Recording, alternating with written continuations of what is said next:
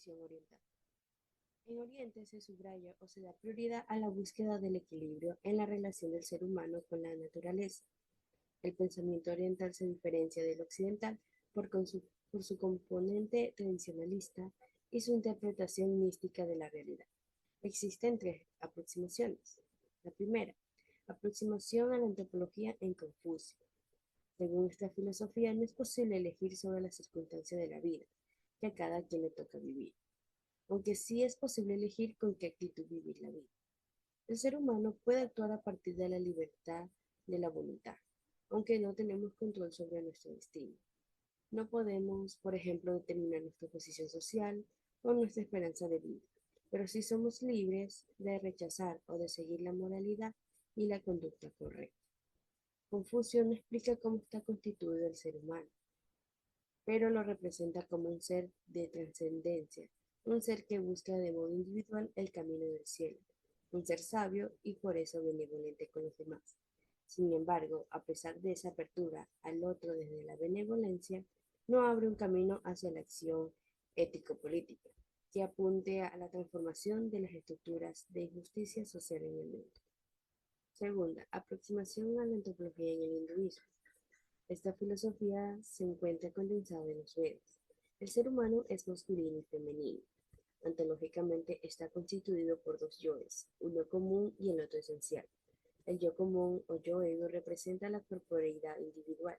El yo esencial, en cambio, representa el alma del individuo y ésta está conectado con todas las realidades. La vida del individuo no termina con la muerte. Cuando éste muere, vuelve a nacer en otro cuerpo, pero no necesariamente con forma humana. Esto es lo que se llama reencarnación. Según los Upanishads, hay dos caminos después de la muerte, uno de retorno a la vida en el mundo y el otro de no retorno. Respecto de la dimensión ética del sujeto, un individuo puede llegar a ser bueno o malo, y eso depende de sus acciones. Esto es lo que llamamos karma. Más como el hombre actúa de acuerdo con sus deseos, tiene muy pocas probabilidades de liberarse. Por ello, una gran parte del yoga y la meditación hindúes aspira a liberarnos de este estado limitado y condicionado.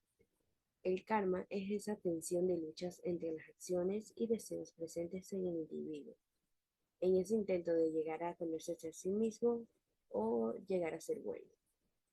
Tercera aproximación a la antropología en el budismo. En la filosofía budista, toda la realidad es constante cambio, nada permanece. También el ser humano es cambiante. El ser humano está conformado de modo dual, de cuerpo y alma. El alma no es más que un conjunto de experiencias que se evapora al momento de la muerte.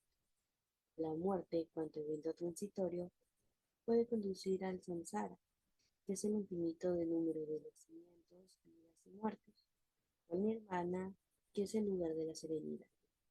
Alcanzar uno de estos dos depende del karma, que es la suma de las acciones humanas. La filosofía budista tiene como punto de partida la experiencia vital de Siddhartha Gautama, un príncipe que al salir de su palacio se encontró con realidades concretas como la vejez, el dolor, la muerte y la soledad, que le impactaron de tal manera hasta que llegó a la conclusión de que los placeres no son más importantes que el conocimiento de la verdad. Desde ese entonces su propósito fue llegar al conocimiento y para ello asumió vivir en la pobreza y hacer meditación. Vio a un frágil anciano y fue testigo de cómo la vejez destruye la memoria, la belleza y la fuerza. Vio a un inválido agobiado por el dolor.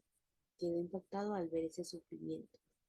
Vio a dolientes que lloraban en una procesión funeraria y le perturbó la congoja de la muerte. Vio a un hombre santo que vagaba contento y dichoso, pidiendo limosna con un tazón. El camino de reflexión y meditación de Siddhartha emprendió para llegar al conocimiento.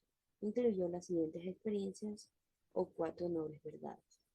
La primera, logró la introspección o reconocimiento de su propio estado de vida. La segunda, comprendió la ley de los ciclos del nacimiento, vida y muerte del ser humano. La tercera, advirtió que el sufrimiento es un hecho universal que tiene su raíz originante en el deseo. En la cuarta, comprendió al fin que el sufrimiento supera los deseos. Descubrió que todas las personas sufren y que el sufrimiento se deriva de los anhelos del ser humano y que se detienen cuando se eliminan los anhelos. Todas las filosofías orientales, desde sus visiones intimistas, cuestionan el modo de vida occidental, centrado en el mercado y el consumo, promoviendo así la liberación que más allá de ser personal, desde una perspectiva de la vida, ha de ser social y ecológica. Hola, mi nombre es Victoria Molina y les voy a hablar acerca del recorrido que hicieron los seres humanos para llegar a América. La teoría establecida por la que los pueblos de la Edad del Hielo alcanzaron el continente americano ha sido refutada por los científicos.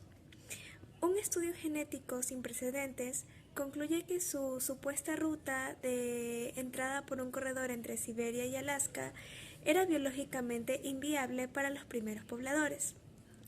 La conclusión a la que han llegado es que, a pesar de que el corredor físico estuvo abierto desde hace 13.000 años hasta cientos de años más tarde, no fue posible utilizarlo por los humanos. Si esto es cierto, entonces significa que los americanos que ya estaban presentes al sur mucho antes de esta fecha tuvieron que hacer un viaje por otra ruta. Los autores del trabajo sugieren que es probable que emigraran a lo largo de la costa del Pacífico. ¿Quiénes fueron los primeros pobladores? ¿Quién fue aquella gente? Todavía es muy discutido. Los arqueólogos están de acuerdo, sin embargo, en que los primeros habitantes de los modernos Estados Unidos incluían la llamada cultura Clovis, que aparece por primera vez en el registro arqueológico hace más de 13.000 años. Los científicos sostienen que el corredor libre de hielo habría sido completamente intransitable en ese momento. Gracias.